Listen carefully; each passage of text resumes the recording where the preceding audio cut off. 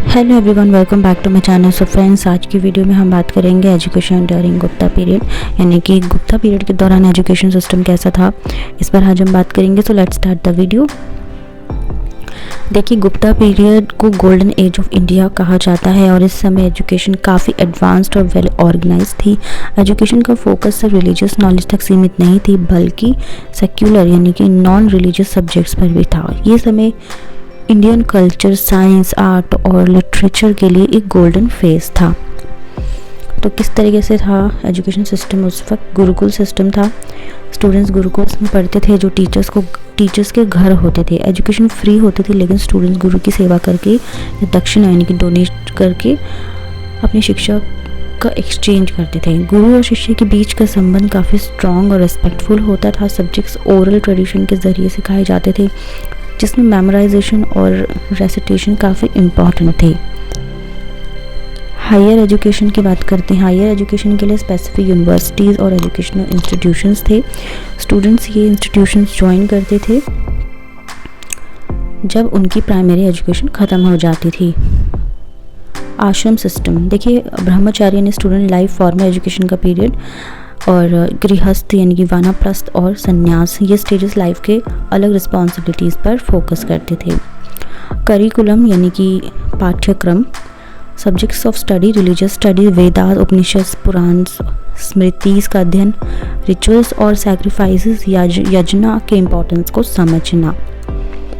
Philosophy, वेदांत, न्याय, मीमांसा और संख्या सिस्टम्स का analysis. Mathematics, algebra, geometry, arithmetic काफ़ी एडवांस लेवल पर थी। आर्यभट्ट ने आर्यभट्टिया लिखा, जिसमें ज़ीरो की इम्पोर्टेंस और एस्ट्रोनॉमी के कॉन्सेप्ट्स को एक्सप्लेन किया।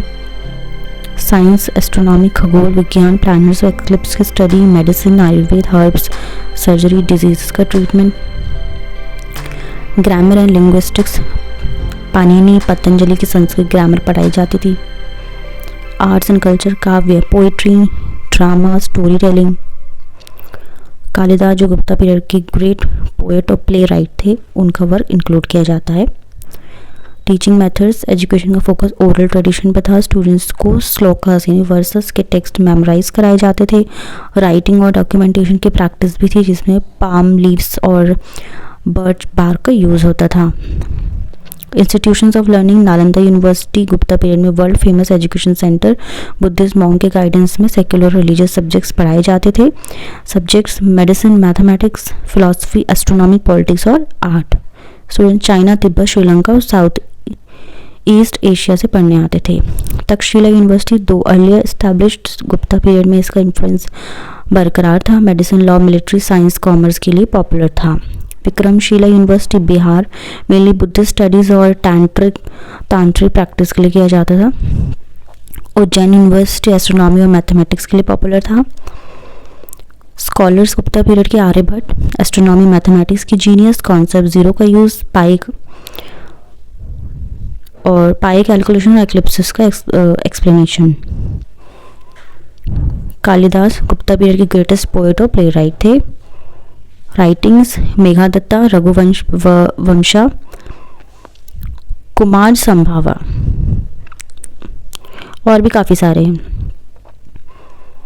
किंग्स का क्या रोल है एजुकेशन? गुप्ता किंग्स ने एजुकेशन को प्रमोट करने के लिए फाइनेंशियल सपोर्ट किया।